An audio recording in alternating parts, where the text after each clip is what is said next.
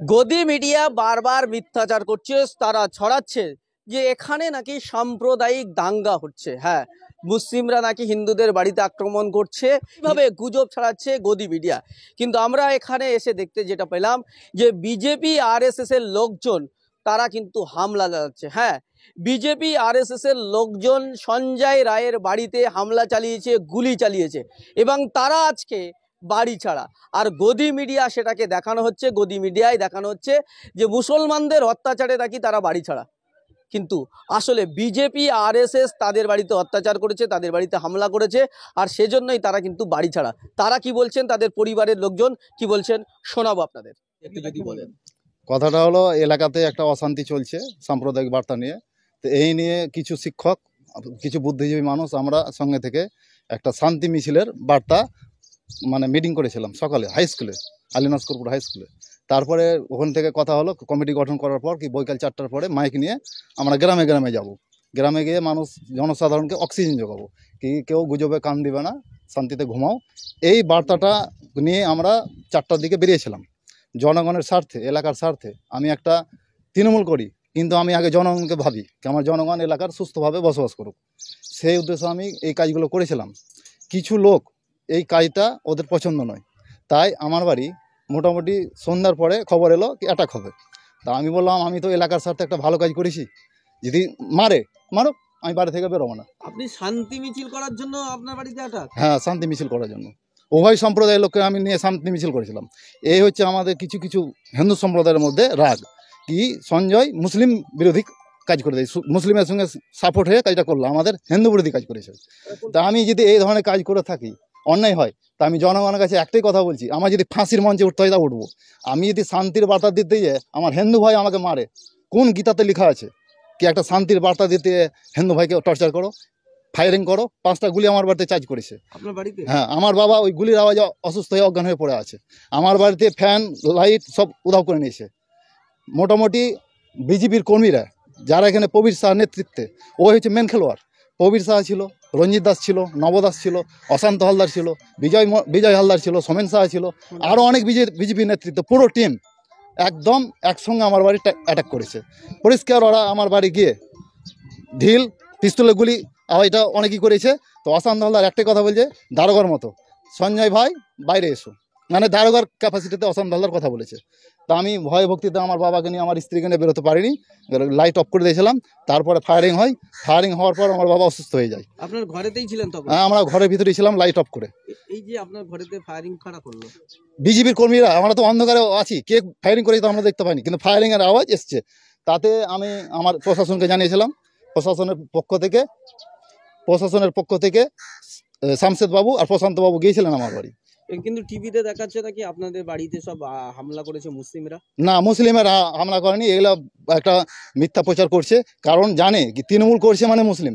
তা আমি একটাই জনগণকে বলতে এসেছি, এলাকার মানুষকে, কি আমি তৃণমূল করছি বলে কি মুসলিম?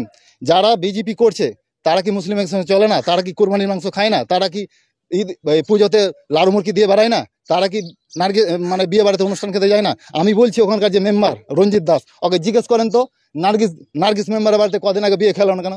আমি হিন্দু ভাইকে বলতে চাইছি, তোমাদের হিন্দু দরদি মেম্বারকে প্রশ্ন করো, কি তুমি একটা হিন্দু দরদি মেম্বার হয়ে কেন মুসলিমের বাড়ি বিয়ে খেতে গেলা? কেন লাড়ু মুরগি পুজোতে দিতে গেছো?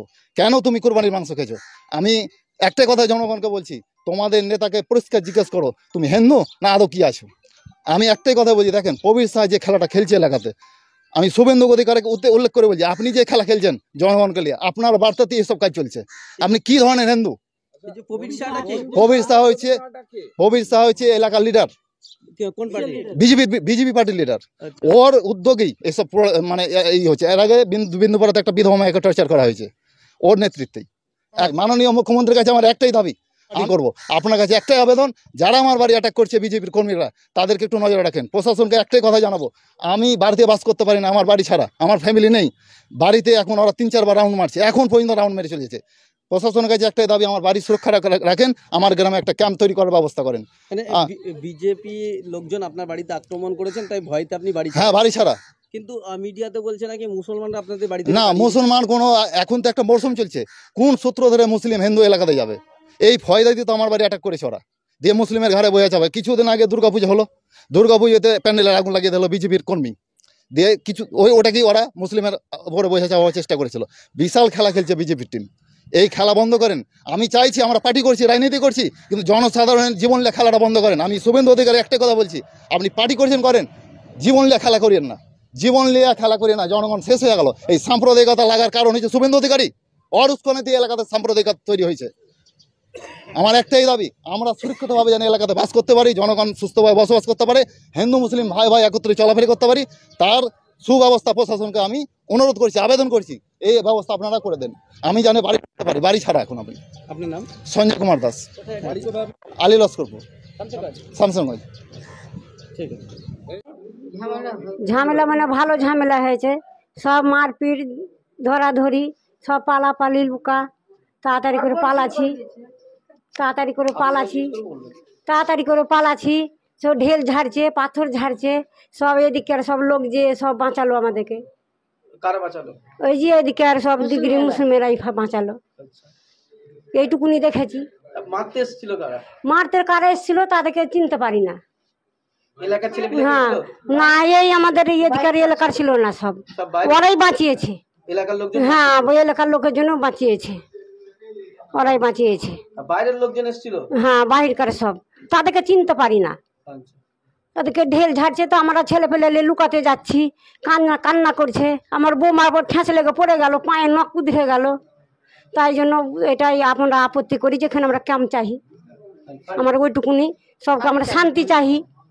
হ্যাঁ, শান্তি চাই, সবকে আমরা শান্তি চাই। আপনি আপনার বয়স কত?